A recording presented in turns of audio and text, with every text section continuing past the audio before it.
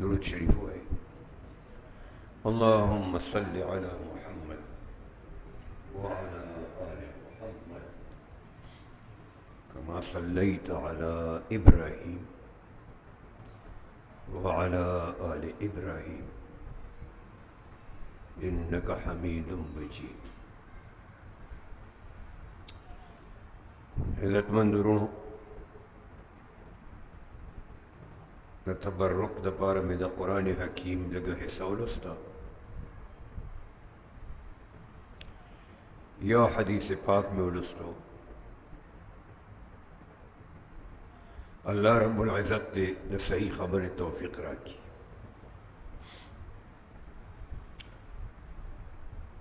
अल्लाह जल्ल जलालुहु द खपल मखलूक दा द्व नौअ दा द्व किस्मा यौ त इंसानान वही और बल त जिन्नात वही। ददीद पैदा कोलो बुनियादी मकसद और गरज द अल्लाह पाक रजा हासिलोल, द अल्लाह पाक द हुक्मुन इताअत और द हक़ बंदगी दा और दगा इताअत और बंदगी के खुद द इंसान और द जिन्नातो फ़ायदा दा।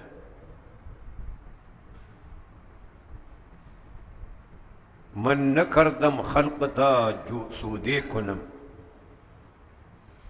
बल्कि था बरबंदगान चूदे कुनम। अल्लाह वही द मखलूक दे पैदा कोल के जमा सखपल ज़ाती गरज निश्ता। द मखलूक दा पैदा कोलम और मखलूक सर एहसान और खेगड़ दा। या इंसान भी हगा निकाहों की वादों की कलु न तीर शी द हगा औलाद नी आगा परेशान है। कलप डॉक्टरान गर्दा, कलप हकीमान गर्दा, कलप तावीज़गरो गर्दा, कलप दमगरो गर्दा, कल द खल्कुना दुआगान गवाड़ा न मालूमी के दा च दा औलाद दे इंसान ख्वाहिश दे दा मीन दा वर्ता फ़ायदा ख़कारा कीगी न ज़का खुदे द औलाद न के दो पौजा परेशान भी हो द औलाद तो पैदा के दो बांधे खुशहाली की गरज दा च अल्लाह रब्बुल इज़्ज़त इरशाद फरमाई कमा इंसान पैदा कर दे कपेरे में पैदा कर दे कदा मखलूक़ात में पैदा करी दी दा में द दे पीरियानो द इंसानानो द खैर द पारा द दी द फ़ायदे द पारा पैदा करी। कम हदीस पाक शमाल उसते दे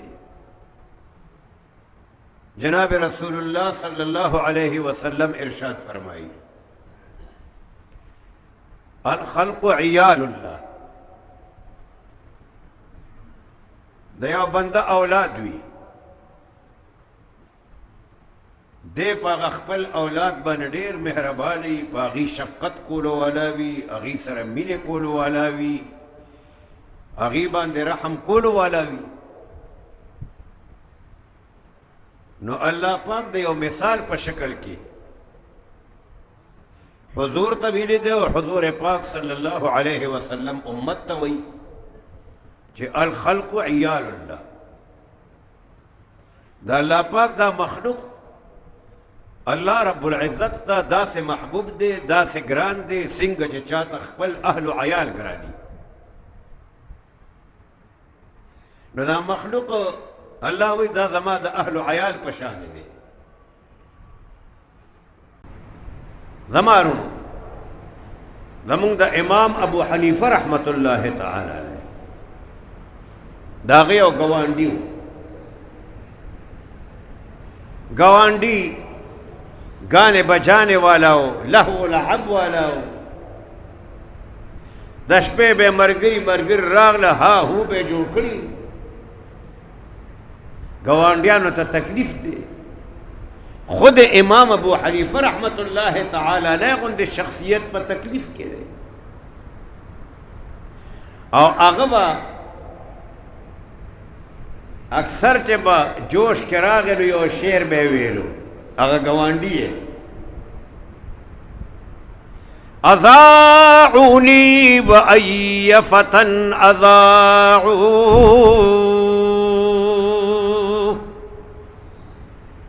أذاعوني وأي فتى أذاعوا ليوم كريهة وصداد صغري.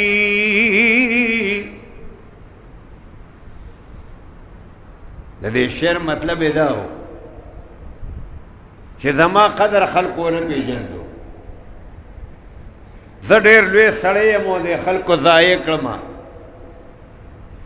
زه خو یو بادر انسان یم، په جنګ کې هم د هر چا په کار باندې راځم او په مصیبت کې هم د هر چا په کار راځم. دا د هغه د شعر مطلب دی.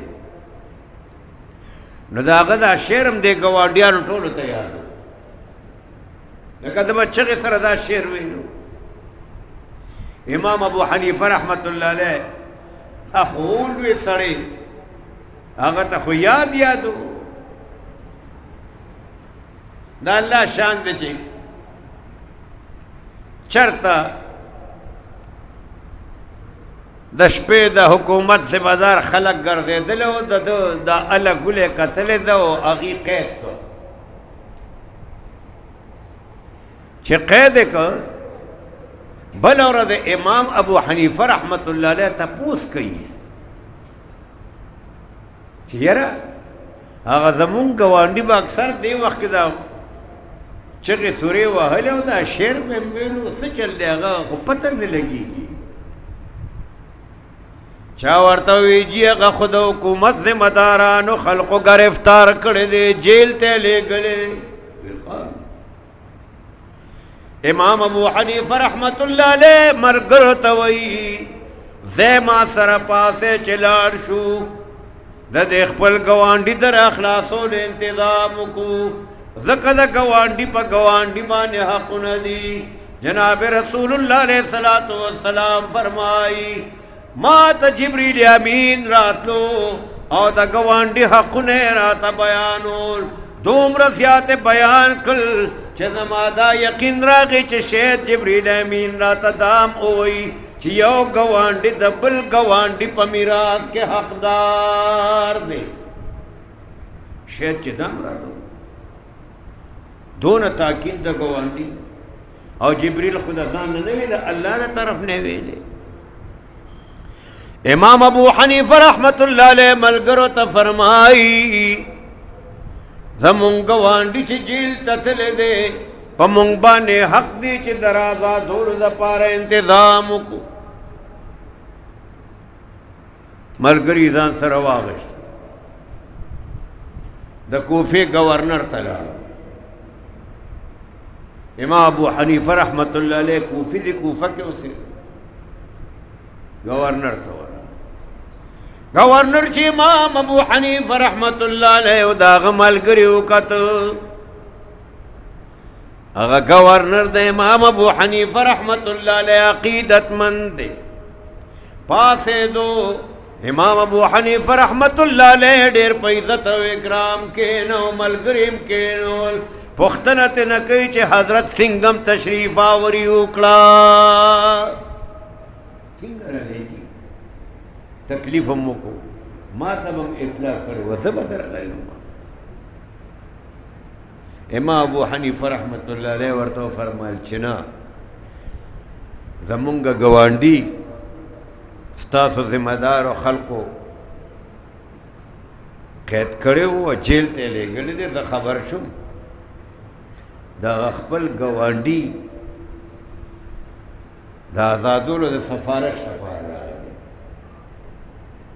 ګورنر ورته وایي حضرت دا خو ډېره معمولي خبره وه، د چا په ذریعه باندې ما ته اطلاع کړې وه، تاسو تکلیف تېر کړ.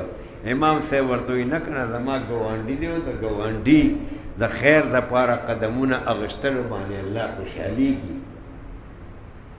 ورته وی حضرت ستا ګاونډي یو چې هغه سره نور څوک ملګري وي بس دا ټول به آزاد کما. سړی یو لږ لاړ شه دا پلانې پلانې راولی.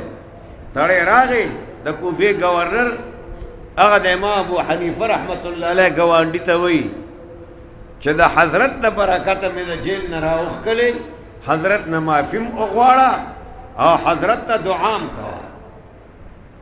هغه ورته وایي چې بس زه معافي م غواړم دعا م کومه. امام ابو حنیفه رحمت الله علیه ګاونډي ځان سره راواغېشتو ځي چې کور ته ورسېدل. امام صاحب ورته وي دلته ودرېږه. کور ته لاړو. د امام ابو حنیفه رحمت الله علیه زوی دی حضرت حماد رحمه الله، هغه له پیسې ورکړلې.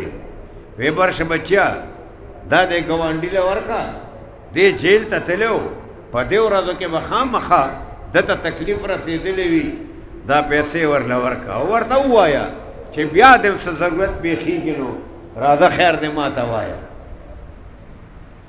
د امام ابو حنیفه رحمت الله علیه بچي همغسې وکړل او ګاونډي ته یې وویلې وی ځه اوس کور ته لاړ شه چې د کور والا خلک دې خوشحاله شي. ګاونډي توبه وکړه چې آینده دپاره به داسې حرکت نه کوم. اوس زما نو امام ابو حنیفه رحمت الله علیه غوندې سړی او بیا غیر دومره پریشان کړی او تنګ کړی دی او هغه د آزادۍ دپاره بیا زیو د کوفې ګورنر ته سفارش کوي. نو دا هسې نه کوي، دا د الله د پیغمبر هم د دغه حدیث په بنیاد باندې کوي چې دا خو د الله بنده دی، دا د الله مخلوق دی.